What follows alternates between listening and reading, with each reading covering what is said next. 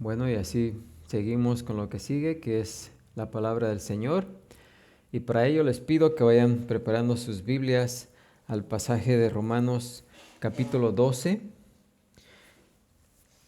versículos del 9 al 13, pasaje que comenzamos la semana pasada.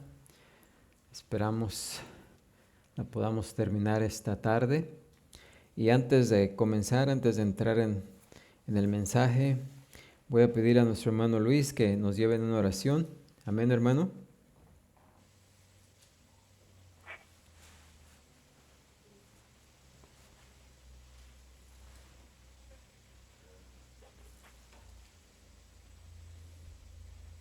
Hermano.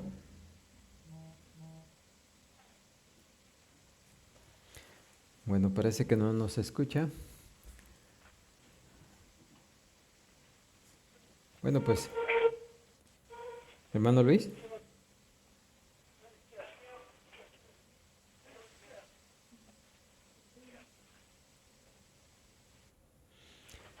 Bueno, pues vamos a leer el pasaje para tenerlo en mente y así vamos a orar.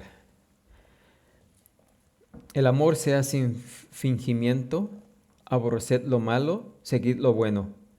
Amaos los unos a los otros con amor fraternal, en cuanto a honra, prefiriéndoos los unos a los otros, en lo que requiere diligencia, no perezosos, fervientes en espíritu, sirviendo al Señor, gozosos en la esperanza, sufridos en la tribulación, constantes en la oración, compartiendo para las necesidades de los santos, practicando la hospitalidad.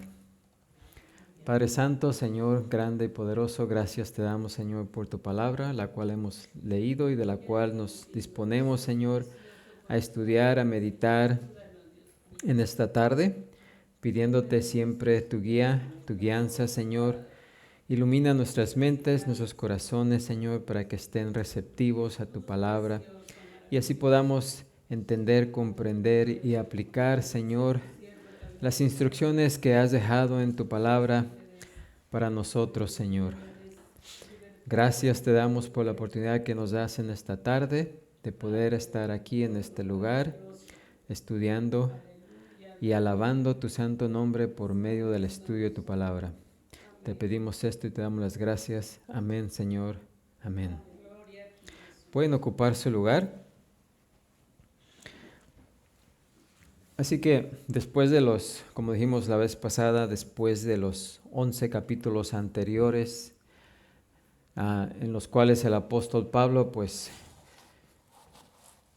nos dio la doctrina de la salvación, cómo es que podemos ser salvos, cómo es que hemos sido salvos, cómo hemos sido justificados.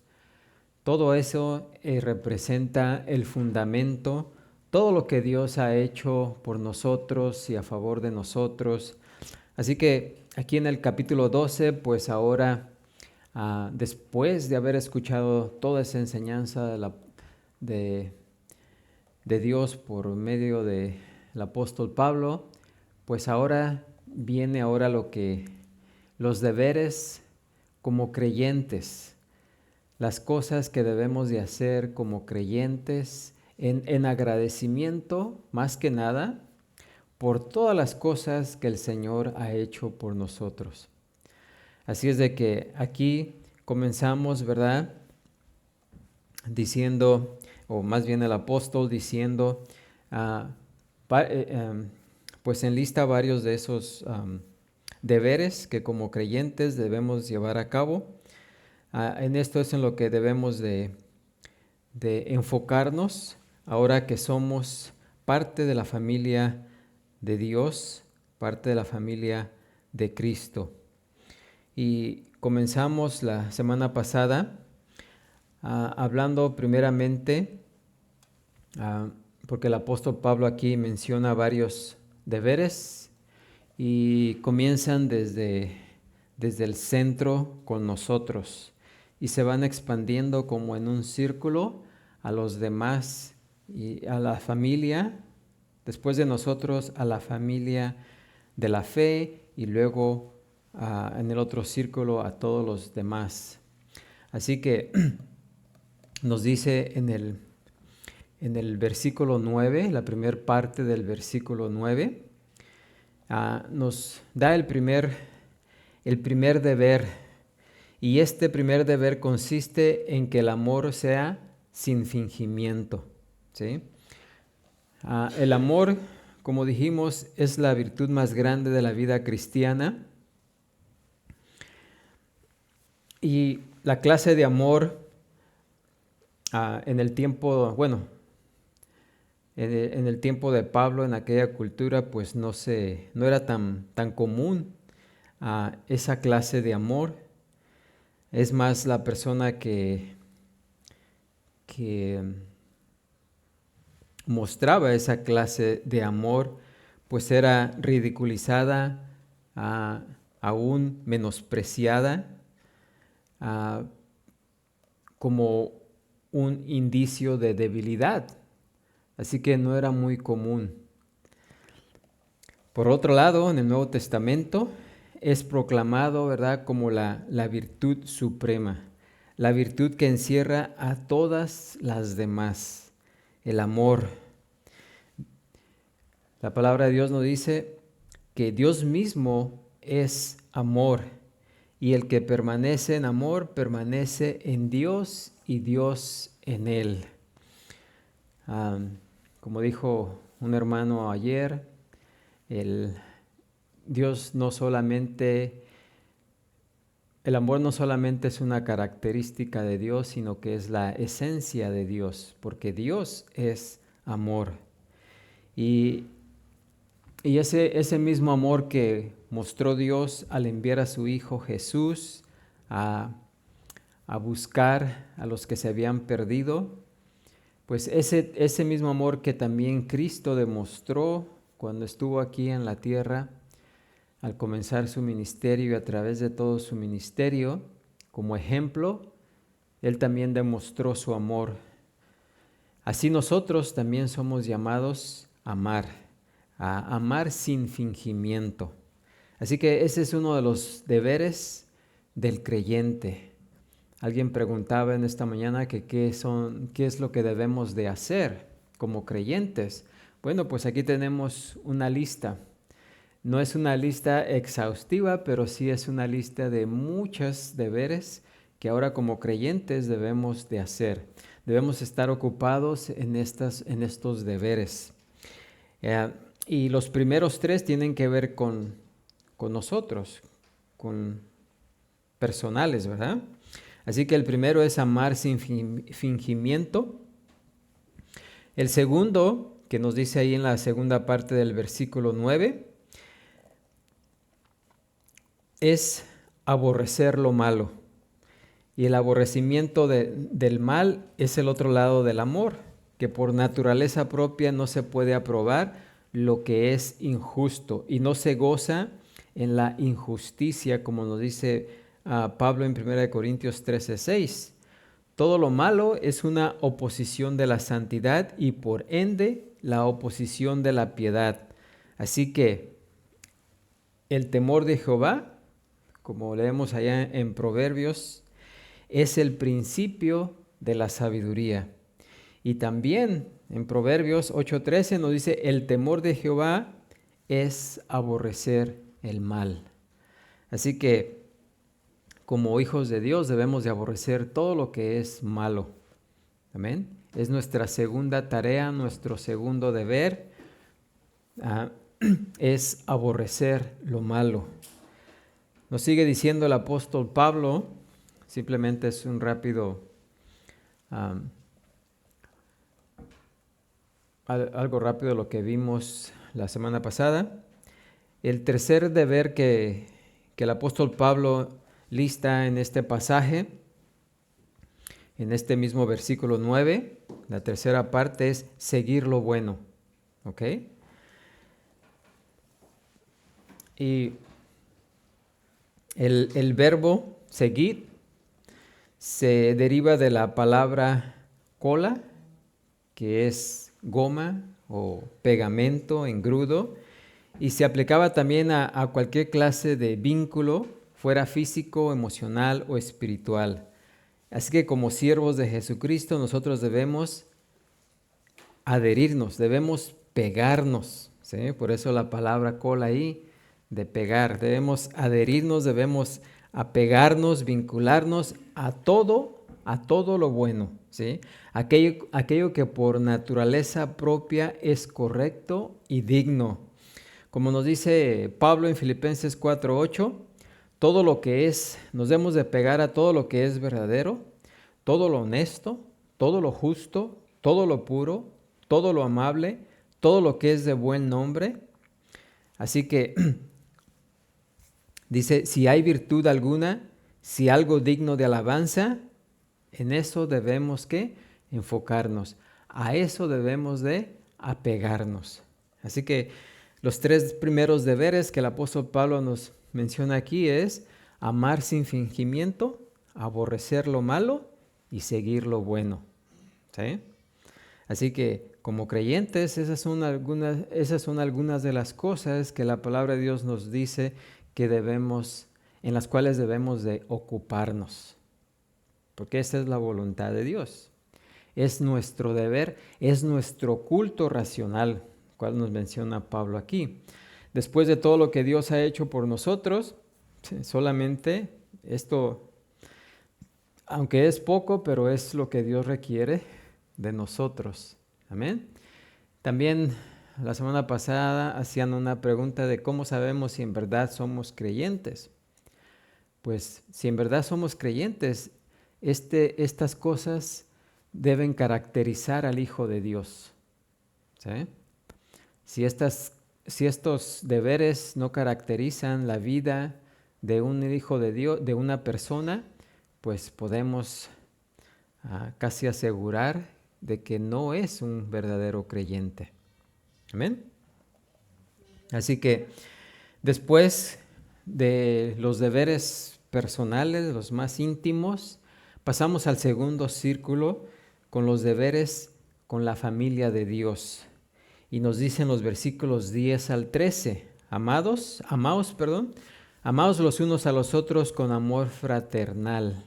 En cuanto a honra, prefiriéndoos los unos a los otros en lo que requiere diligencia, no perezosos, fervientes en espíritu, sirviendo al Señor, gozosos en la esperanza, sufridos en la tribulación, constantes en la oración, compartiendo para las necesidades de los santos, practicando la hospitalidad. Así que esta segunda fase de la vida sobrenatural pues se relaciona con una dimensión más amplia que tiene que ver con el deber del creyente para sus hermanos, para nuestros hermanos en la fe, o sea, los demás miembros de la familia de Dios. Y el primero de 10 que menciona aquí es amarse con amor ¿qué? Fraternal. Así que estas son las obligaciones familiares, los deberes familiares. Y empieza con el mandato de amaos los unos a los otros con amor ¿qué? Fraternal. Amaos y amor fraternal aluden a ideas sinónimas. El primero es la traducción de filostorgos, un compuesto, una palabra que se forma de dos, filo, que quiere decir amigo, amigable, amor de amistad, y storgos, que es amor natural de familia, que no está basado en la atracción o condición deseable de una persona. Así que amor fraternal es la traducción de Filadelfia, otra palabra compuesta por dos palabras griegas, fileo, que es tener un amor, un afecto tierno, y adelphos, hermano. Así que debemos tener un amoroso afecto filial de los unos a los otros en la familia de Dios. Así que amaos con amor fraternal es una de las marcas por las que el mundo sabrá que pertenecemos a Cristo, ¿sí? Juan 13:35 nos dice precisamente esto. En esto conocerán, ¿sí? ¿Quiénes se darán cuenta? Pues el mundo dice, en esto conocerán que sois mis discípulos, si tuviereis amor los unos con los otros. Este amor no es algo opcional para los creyentes, ¿sí?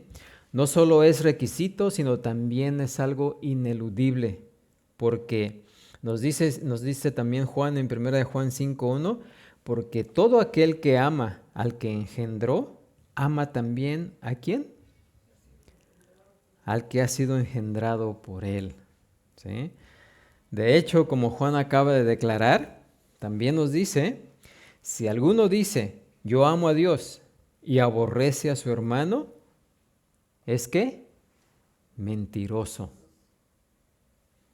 Porque el que no ama a su hermano, a quien ha visto, ¿cómo puede amar a Dios a quien no ha visto? ¿Sí? Cuando amamos a nuestros hermanos, es como amar ¿a quién? A Dios. ¿Sí? Así que el amor fraternal refleja la naturaleza de los cristianos. Por esa razón Pablo podía decir también allá en 1 Tesalonicenses 4:9, dice, pero acerca del amor fraternal, no tenéis necesidad de que os escriba, porque vosotros mismos habéis aprendido de Dios que os améis unos a otros. ¿Sí? Al haber aprendido de Dios, el verdadero Hijo de Dios sabe de manera intuitiva que debe amar a sus hermanos y hermanas espirituales. Y si ustedes se dan cuenta, podemos estar en cualquier parte del mundo y si hablamos con alguien y de repente coincidimos en que somos hermanos en Cristo, luego hay una atracción, ¿verdad? Una amistad, porque somos parte de la misma familia, ¿sí? Y no importa en qué lugar estemos, ¿sí? ¿Por qué? Porque de forma intuitiva, sin saber, o sea, sentimos esa atracción, ¿sí? Ese apego a aquellos que son miembros de nuestra familia. Amén.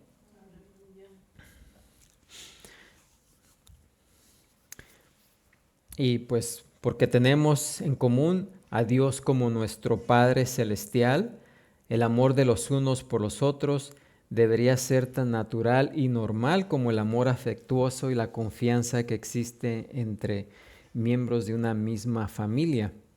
El apóstol Juan afirma con ímpetu esa verdad allá en 1 de Juan 2:9, cuando dice, el que dice que está en la luz y aborrece a su hermano, está todavía en tinieblas. El que ama a su hermano permanece en la luz y en él no hay tropiezo, pero el que aborrece a su hermano está en tinieblas y no sabe a dónde va, porque las tinieblas le han cegado los ojos. ¿Sí? Así que claramente el que no ama a su hermano no ha conocido a Dios. Tremendo eso, ¿no? En el siguiente capítulo de esta epístola, el apóstol emplea palabras aún más fuertes, como en 1 de Juan 3:10, siguiente capítulo que acabamos de leer de 1 de Juan 2:9, dice, en esto se manifiestan los hijos de Dios, fíjense la distinción, y los hijos del diablo. Todo aquel que no hace justicia y que no ama a su hermano, no es de Dios. Pero el que tiene bienes de este mundo y ve a su hermano tener necesidad y cierra contra él su corazón, ¿cómo mora el amor de Dios en él? Hijitos míos, no amemos de palabra ni de lengua, sino de hecho y en verdad. Y en esto conocemos que somos de la verdad y aseguramos nuestros corazones delante de Él. ¿Sí? Así que si amamos a nuestros hermanos, y ahora no se trata de, como les he dicho, cuando se trata de amar a nuestros hermanos, no se trata de andarlos abrazando y apapachando. ¿Sí?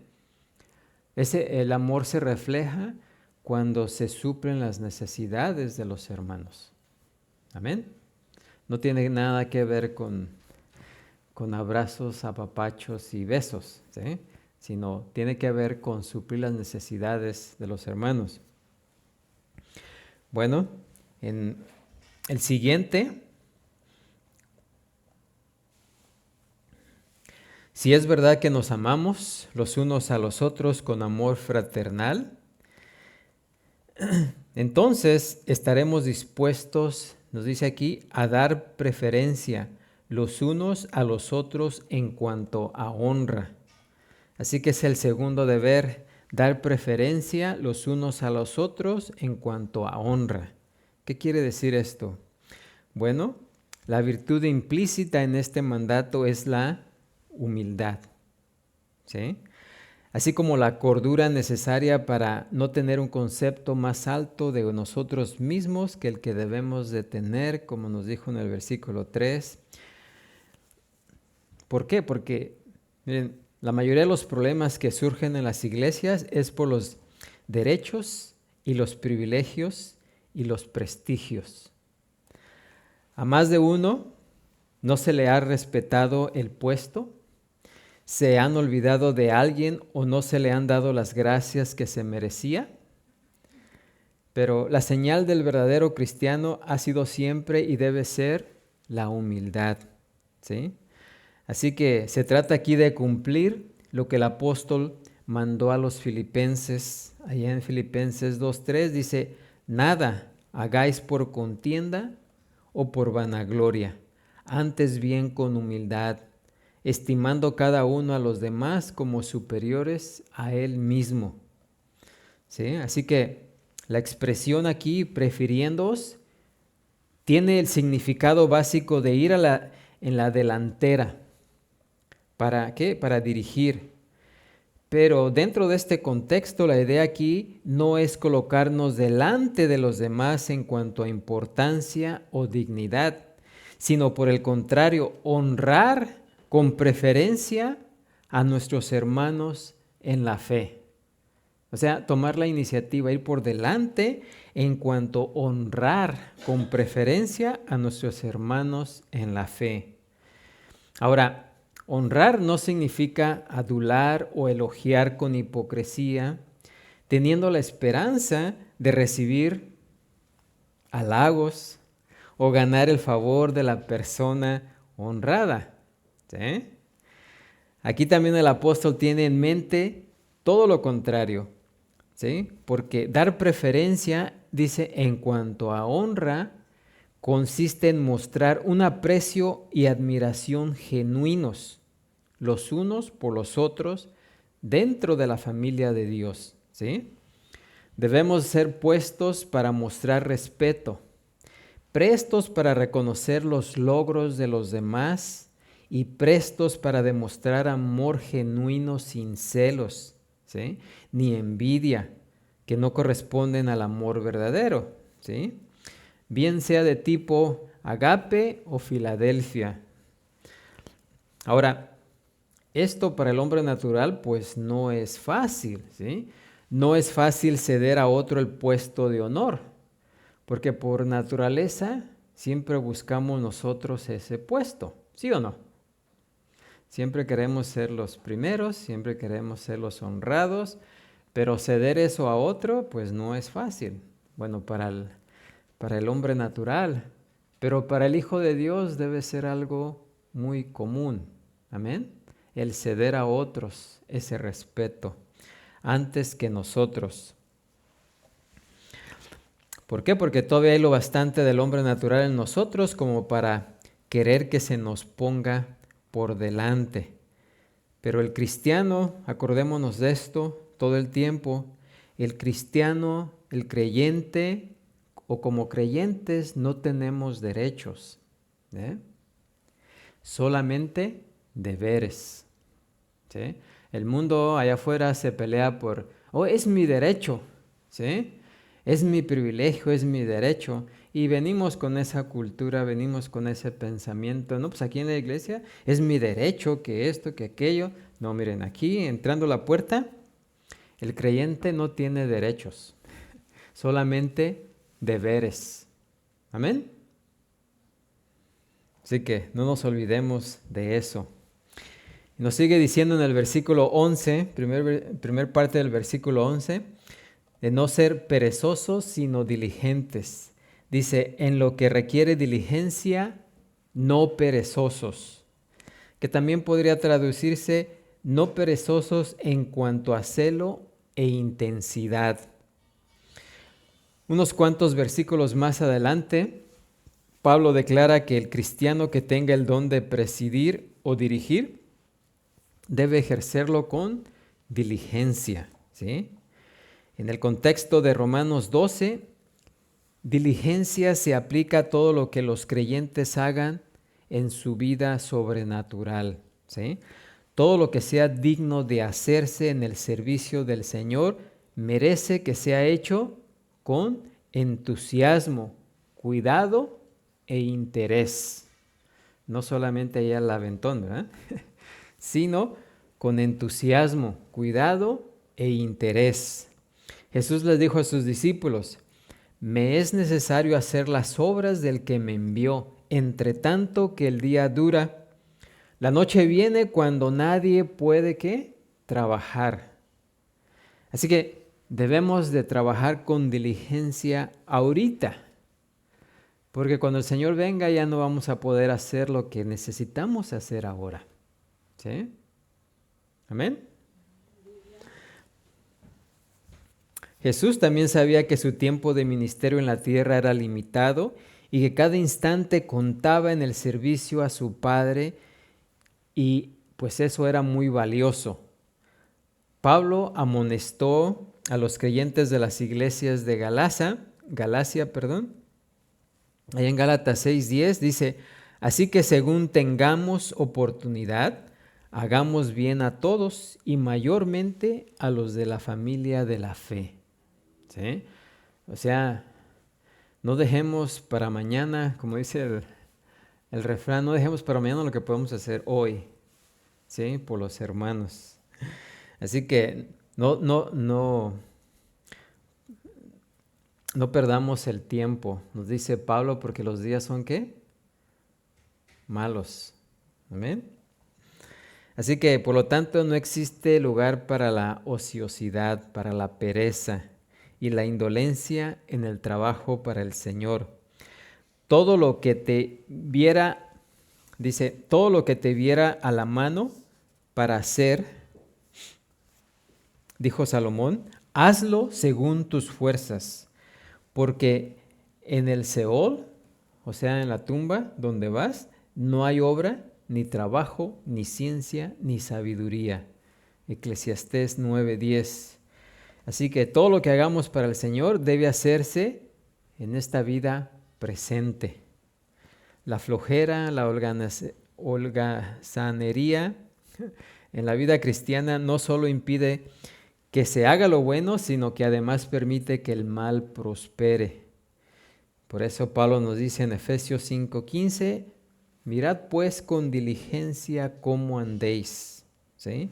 No como necios, sino como sabios, aprovechando bien el tiempo, porque los días son ¿qué? Malos. Y también Proverbios nos dice, el que es negligente, que es lo contrario, ¿verdad? De diligencia, en su trabajo es hermano del disipador. ¿Y quién es el disipador? Pues Satanás, ¿verdad? Así que el que es negligente en su trabajo es hermano del hombre disipador, el que desbarata, ¿no?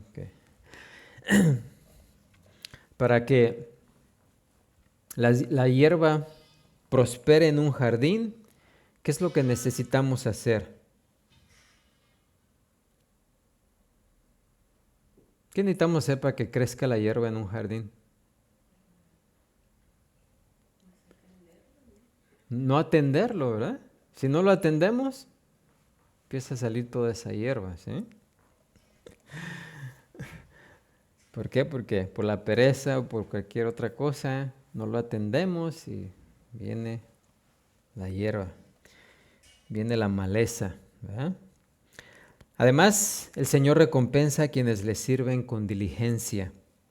Dice Hebreos 6:10 al 12, porque Dios no es injusto para olvidar vuestra obra y el trabajo de amor que habéis mostrado hacia su nombre, habiendo servido a los santos y sirviéndoles aún, pero deseamos que cada uno de vosotros muestre la misma solicitud hasta el fin para plena certeza de la esperanza, a fin de que no os hagáis perezosos, sino imitadores de aquellos que por la fe y la paciencia heredan las promesas. ¿Sí?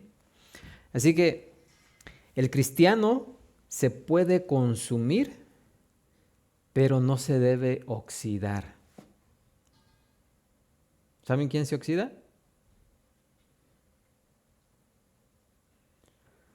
Sí, un metal que está funcionando constantemente no se oxida, pero un metal que está dejado ahí, ¿qué pasa? Se empieza a oxidar. Amén. Así que como creyentes debemos consumirnos en el trabajo, pero no oxidarnos. Amén. El siguiente deber que nos menciona el apóstol Pablo aquí, en la segunda parte del versículo 11, nos dice ser fervientes en espíritu, ¿verdad? Fervientes en espíritu. Y este está relacionado con las actitudes.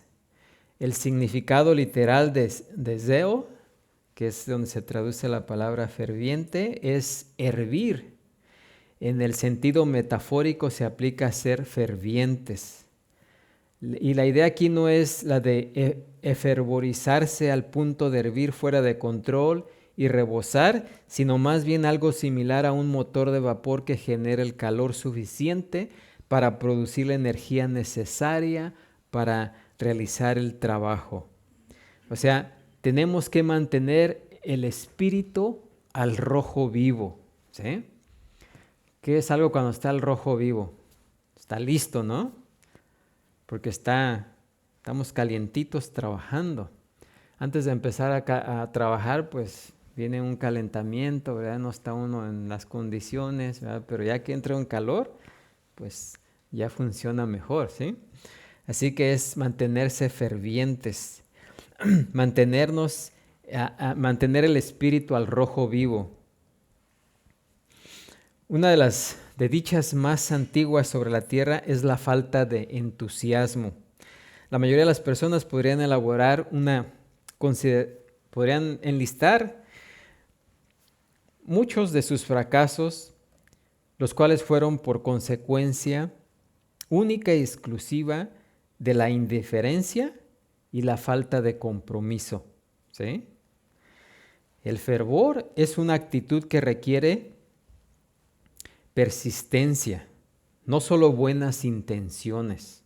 ¿Sí? Por eso Pablo nos dice en Gálatas 6:9, no nos cansemos pues de hacer el bien. ¿Por qué?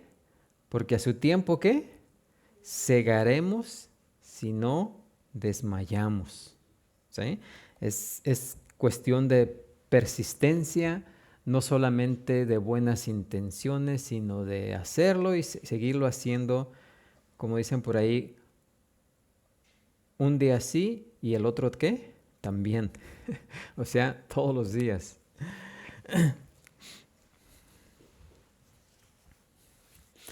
Así como, fíjense, aún antes de tener un pleno entendimiento del Evangelio, Apolo nos dice que de espíritu ¿qué?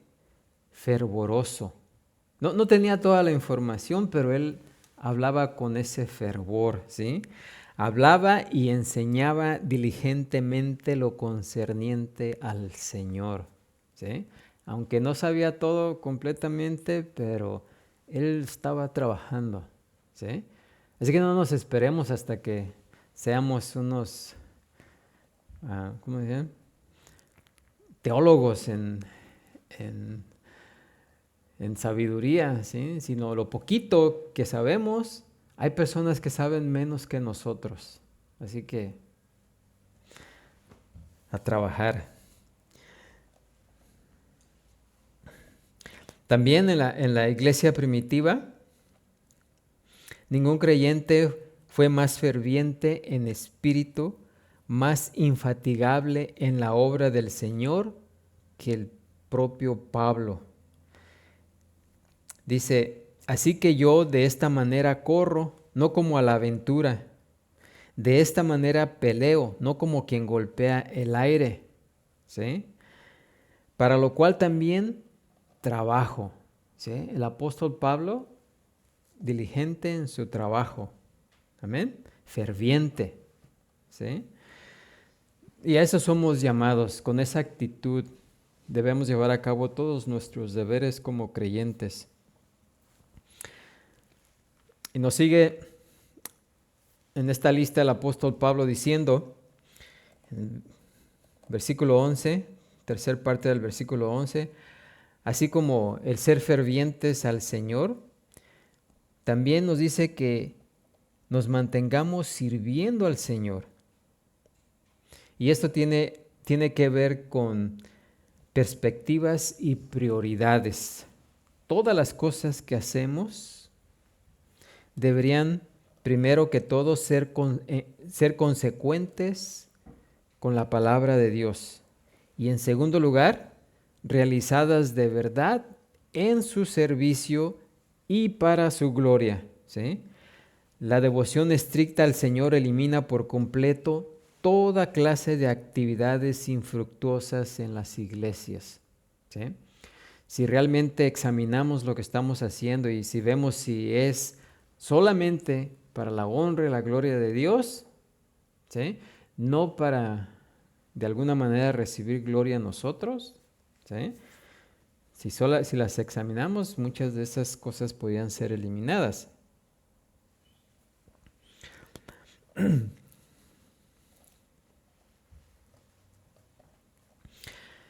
Pablo nunca perdió de vista esa misión. Es algo fundamental.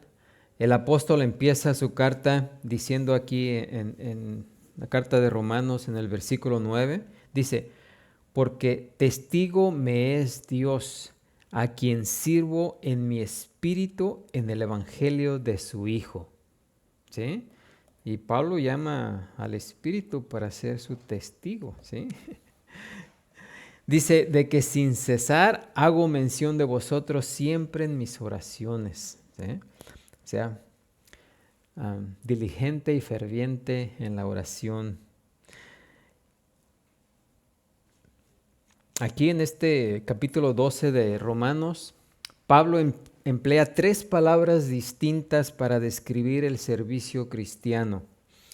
En el versículo 1, Pablo utiliza la palabra griega latría, que se traduce culto de adoración, y hace énfasis en su aspecto de un temor reverente. En el versículo 11, el apóstol emplea dulevo, otra palabra griega, que se refiere al servicio de un siervo o esclavo cuya razón de existir consiste en hacer la voluntad de su amo.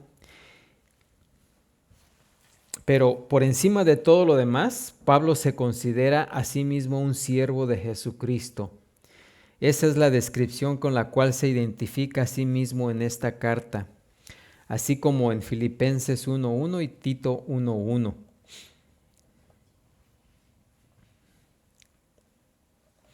Y además tenemos que recordar siempre que no servimos al Señor en nuestras propias fuerzas, así como tampoco hemos venido a Él por nuestras propias fuerzas. ¿Sí? Siempre tenemos que considerar lo que Él está trabajando en nosotros. Pero el propósito supremo que tenemos en nuestra vida es servir al Señor. Servir al Señor Jesucristo, y nuestro poder para cumplir con ese servicio también proviene de Él. Colosenses 1:29 dice el apóstol Pablo, para lo cual también trabajo, dice, luchando según la potencia de Él. Pero no era la potencia de Pablo, dice, la cual actúa poderosamente, ¿qué? En mí. ¿Sí? Pablo no trabajaba solo, el poder de Dios trabajaba por medio de Pablo también. Una de las tragedias de la vida consiste en dejar escapar estas oportunidades que en la misma forma no se nos volverán a presentar, ¿sí? Por ahí dice un refrán, hay 3 cosas que no vuelven: la flecha que se tira, la palabra que se dice y la oportunidad que se pierde, ¿sí? Así que cuando se nos presente una oportunidad de servir, tenemos que aprovecharla. Amén. El siguiente deber que nos menciona el apóstol Pablo, ahora aquí en el versículo 12, primer parte del versículo 12, gozosos en la esperanza, o sea, gozarse en la esperanza. Cuando se vive la vida sobrenatural, es inevitable que atraiga la oposición del mundo y que en algunas ocasiones, pues, encienda resentimiento, incluso por parte de hermanos creyentes. Aún después de muchos años de servicio fiel al Señor, algunos cristianos ven si acaso pocos resultados visibles de sus labores. Pero el cristiano que es optimista por naturaleza, siempre va a ser optimista. ¿Por qué? Porque Dios es Dios. Confía en Dios, porque Dios es Dios. El cristiano siempre está seguro de que lo mejor está por venir, ¿sí? ¿Por qué? Porque el creyente debe ser siempre, ¿qué? Optimista, por naturaleza, porque confía en Dios, sabe que Dios es Dios, ¿verdad? Y de que lo mejor está por venir. No le va aquello del poeta de que cualquier tiempo pasado fue mejor. Como algunos dicen, no, en el pasado era mejor, dice. Como sabe que la gracia de Dios es siempre suficiente y que la potencia de Dios se perfecciona en nuestras debilidades, el creyente sabe que ninguna tarea le vendrá grande. ¿Por qué? Porque no hay situaciones desesperadas en la vida. Lo que hay son personas que han perdido la esperanza, ¿sí? Así que no existe tal cosa como un cristiano, o no debería de existir tal cosa como un cristiano desesperado o desesperanzado, ¿sí? Sin esperanza, jamás podríamos sobrevivir. Pablo ya ha explicado que en esperanza fuimos salvos, pero la esperanza que se ve no es esperanza, porque lo que alguno ve, ¿a qué esperarlo? Pero si esperamos lo que no vemos, con paciencia lo aguardamos. Romanos 8, 24 y 25. Cuando somos gozosos en esa esperanza, sabemos que si estamos firmes y constantes creciendo en la obra del Señor siempre, ¿qué nos dice allá Pablo en 1 Corintios 15, 58? Que nuestro trabajo en el Señor no va a ser, ¿qué? En vano. ¿Sí? Así. Por lo cual, podemos anticiparnos a la llegada de un día en que escucharemos las palabras del Señor cuando diga, bien, buen siervo y fiel, entra en el gozo de tu Señor. Imagínense qué hermosas palabras. ¿Por qué? Porque sabemos que nos está guardada la corona de justicia, la cual nos dará el Señor juez justo en aquel día, y también a todos los que aman su venida. Amén. Así que gozosos en la esperanza. Y el siguiente deber del creyente es perseverar en la tribulación. Dice, sufridos en la tribulación. O sea, tenemos que enfrentarnos con la tribulación con victoriosa entereza, ¿sí? O sea, enfrentarla cara a cara, ¿sí? Y es debido a que nos podemos regocijar en la esperanza que podemos perseverar en la tribulación, sin importar su forma o severidad. ¿Por qué? Porque tenemos una certidumbre, una certeza perfecta acerca sabemos el final de la historia, como podríamos decir. Sabemos en qué va a terminar todo esto, ¿sí? Así que estamos en la capacidad de persistir contra cualquier obstáculo y sobrellevar cualquier sufrimiento. ¿Por qué? Porque conocemos el final. Amén. Conocemos el final de la historia. Por esa razón, Pablo podía declarar con una confianza perfecta: nos gloriamos en la esperanza de la gloria de Dios. Y no solo esto, sino que también nos gloriamos en las tribulaciones, sabiendo que la tribulación produce paciencia, y la paciencia prueba, y la prueba esperanza, y la esperanza no avergüenza, porque el amor de Dios ha sido derramado en nuestros corazones por el Espíritu Santo que nos fue dado, ¿verdad? En Romanos 5, 2 al 5. Así que por eso es que podemos gozarnos en la tribulación. Amén. Y ese gozo no es un gozo de estar brincando por lo que estemos pasando, ¿verdad? Pero es un gozo interno, ¿sí? ¿Por qué? Porque sabemos cómo va a terminar la historia. Amén. Y lo que vamos a sufrir en esta vida no se compara con lo que vamos a gozar en la vida venidera. Amén. El siguiente deber que nos menciona Pablo aquí en la tercera parte del versículo 12, dice que debemos de ser constantes en la oración, ¿sí? ¿No es verdad que a veces en la vida se nos pasan los días y aún las semanas sin hablar con Dios? Cuando un creyente deja de orar, se despoja de la armadura del Todopoderoso. No hay que sorprenderse de que la vida se desmore cuando nos empeñamos en vivirla solos, ¿sí? Sin duda que una de las razones por las que el Señor permite que sus hijos pasen por tribulación es ¿para qué? Para acercarnos a Él. Ustedes se dan cuenta de cuando todo está bien y todo, ni nos acordamos de Dios. ¿Cuándo es cuando más nos acordamos de Dios?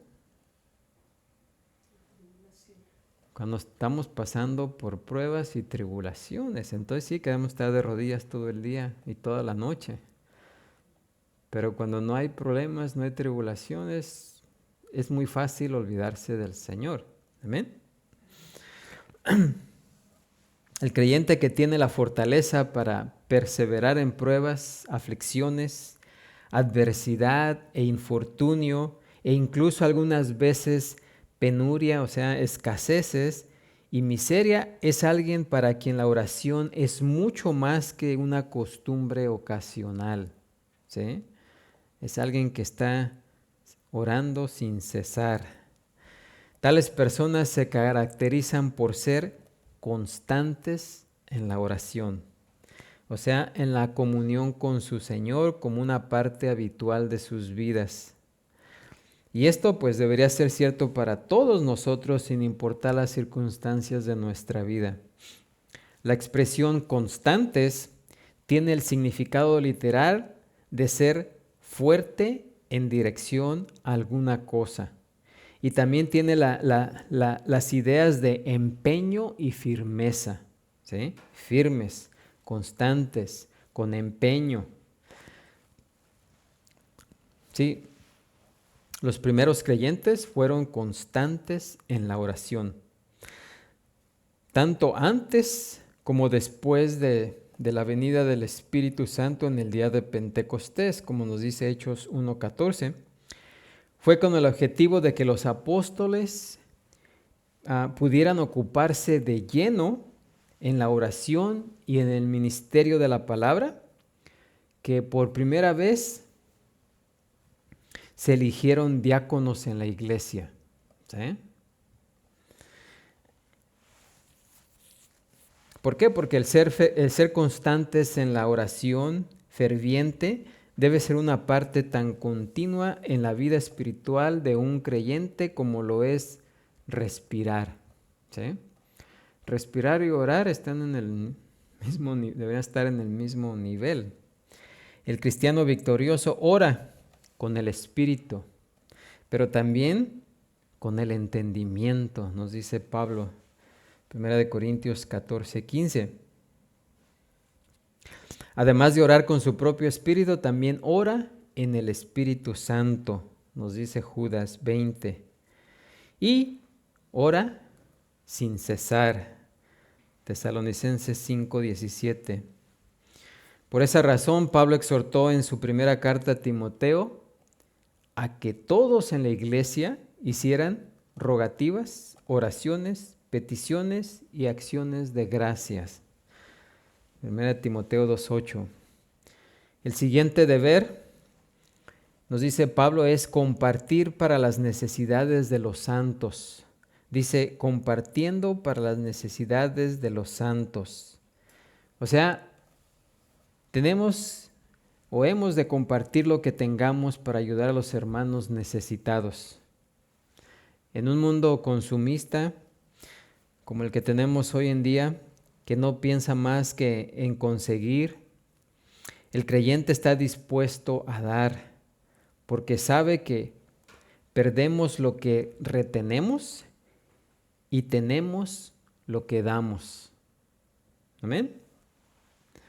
Así que estos dos últimos principios que Pablo menciona en esta lista podrían parecer menos espirituales, pero son cualidades que el Señor personificó durante su ministerio terrenal y por las cuales Pablo mismo era conocido entre los hermanos. ¿Por qué? Porque la vida sobrenatural fluye hacia afuera, no hacia adentro. Y la satisfacción de las necesidades de los hermanos en la fe es más importante que la satisfacción nuestras, ¿sí? La expresión compartiendo viene de quinoneo, que significa participar o compartir. Y el sustantivo quinonía se traduce con frecuencia como compañerismo o comunión. Pero el significado básico es el de tener vínculos comunes o estar asociados en la misma causa, lo cual implica el compartir mutuo o mutuamente. Ese espíritu dispuesto a compartir se hizo evidente de inmediato en la iglesia primitiva, cuando los creyentes después de Pentecostés, nos dice, perseveraban en la doctrina de los apóstoles y dice, en la comunión unos con otros, en el partimiento del pan y en las oraciones. Todos los que habían creído estaban juntos y tenían que en común todas las cosas. Pedro también utilizó ese término para hacer referencia a nuestra participación. Dice en 1 Pedro 4:13, los padecimientos de Cristo, ¿sí? Dice, sino juzgaos por cuanto sois participantes de los padecimientos de Cristo.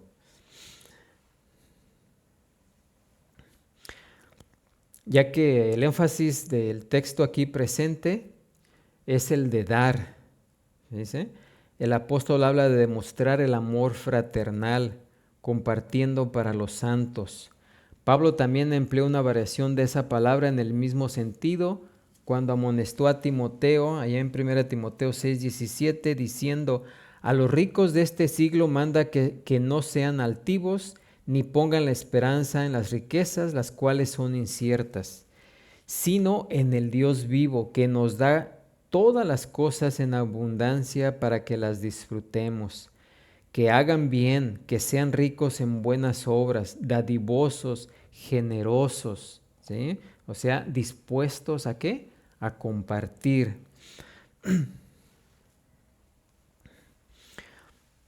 A los ojos de la sociedad de nuestros días, tenemos pues ciertos derechos de propiedad sobre ciertas cosas, ¿sí? Pero delante del Señor, fíjense, de nada somos dueños en este mundo. Somos simples mayordomos de las cosas con las que Él nos ha bendecido Y una de nuestras responsabilidades más importantes como sus mayordomos consiste en utilizar nuestros recursos personales para contribuir a la satisfacción de las necesidades de los santos, o sea, nuestros hermanos y hermanas en Cristo. Así como en la parábola del buen samaritano, Jesús dejó en claro que tenemos la responsabilidad de ayudar como mejor podamos a cualquier persona que encontremos en necesidad, pero tenemos una responsabilidad aún mayor de servir ¿a quién? A nuestros hermanos en Cristo.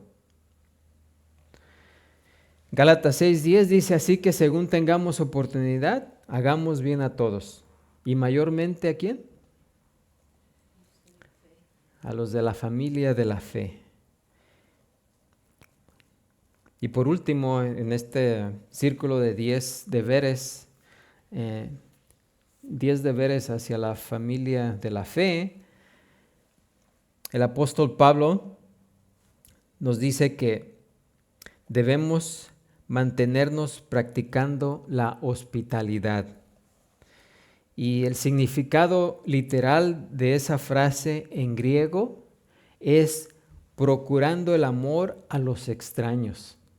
¿Sí? Hay que procurar el amor a los extraños. Alguien dijo, el cristianismo es la religión de la mano abierta, el corazón abierto y la puerta abierta. ¿Sí?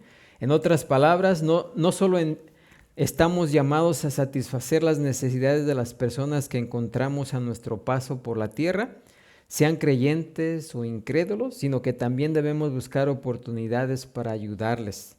No os olvidéis de la hospitalidad, nos amonesta el escritor de Hebreos, porque por ella algunos sin saberlo hospedaron ¿a quién? A ángeles. ¿Sí? Aquí en este texto Pablo está hablando a todos los creyentes, pero también deja en claro que los líderes en la iglesia deben dar ejemplo con su propia hospitalidad. Todo anciano debe ser hospedador, amante de lo bueno, sobrio, justo, santo, dueño de sí mismo. Así como sucede con las demás virtudes, este debe ser ejercitado sin hipocresía y sin interés egoísta. Ya para terminar, ¿se acuerdan de la amonestación de Jesús a su anfitrión fariseo? Pues también se aplica a todos sus seguidores. Dice, cuando hagas comida o cena, no llames a tus amigos, ni a tus hermanos, ni a tus parientes, ni a vecinos ricos. No sea que ellos a su vez te vuelvan a convidar y seas recompensado. Mas cuando hagas banquete, llama a los pobres, los mancos, los cojos y los ciegos, y serás bienaventurado porque ellos no te pueden recompensar, pero te será recompensado en la resurrección de los justos. Amén. Yo creo que más claro ni el agua, ¿verdad? En el tiempo del Nuevo Testamento, ustedes saben que no había hoteles, no había muchas posadas, eran escasas, costosas y a veces peligrosas. Así que las familias cristianas tenían la costumbre de abrir sus hogares a creyentes que pasaban por sus pueblos. A diferencia de Pablo, ¿verdad?, quien insistía en pagar la mayor parte de sus gastos personales, la mayoría de los predicadores y maestros ambulantes dependían por completo del apoyo de los hermanos en la fe. ¿Sí? Por ejemplo, Juan elogió a Gayo por su generosidad en este sentido. Nos dice allá en 3 de Juan 5 al 8, dice, amado, fielmente te conduces cuando prestas algún servicio a los hermanos, especialmente a los desconocidos, los cuales han dado ante la iglesia testimonio de tu amor. Y harás bien en encaminarlos como es digno de su servicio a Dios, para que continúen su viaje, porque ellos salieron por amor del nombre de Él, sin aceptar nada de los gentiles. Nosotros pues debemos acoger a tales personas para que cooperemos con la verdad. ¿Sí? Así que pues debemos también atender la exhortación de Pedro, que dice ahí en 1 de Pedro 4:9, hospedaos los unos a los otros sin murmuraciones. O sea, deberíamos considerar nuestra hospitalidad como un privilegio, no como un deber, no como un deber enfadoso, ¿sí? Onesíforo demostró esta clase de benevolencia también en el servicio que prestó a Pablo, y el apóstol escribió acerca de este hermano allá en 2 de Timoteo 1:16 al 18, dice, muchas veces me confortó y no se avergonzó de mis cadenas, sino cuando estuvo en Roma me buscó solícitamente y me halló. Concédale el Señor que haya misericordia cerca del Señor en aquel día, y cuando nos ayudó en Éfeso, tú lo sabes mejor. Así que ese es el deber de practicar la hospitalidad. Amén. Así que ahí tenemos 10 deberes más. 10 deberes que se deben llevar a cabo dentro de la familia de Dios. Así que, como pueden ver, son muchas las cosas que cuando meditamos en la palabra de Dios, pues no nos van a dejar que permanezcamos ociosos, ¿sí? Porque hay muchas cosas que debemos de hacer. Y la única razón por las que no las hacemos es porque no las conocemos. ¿Amén? ¿Y por qué no las conocemos? Porque no las vemos, ¿eh? No las leemos, no las estudiamos. ¿Amén? Bueno, pues ahí terminamos el pasaje por ahora. Vamos a ser despedidos en esta tarde orando.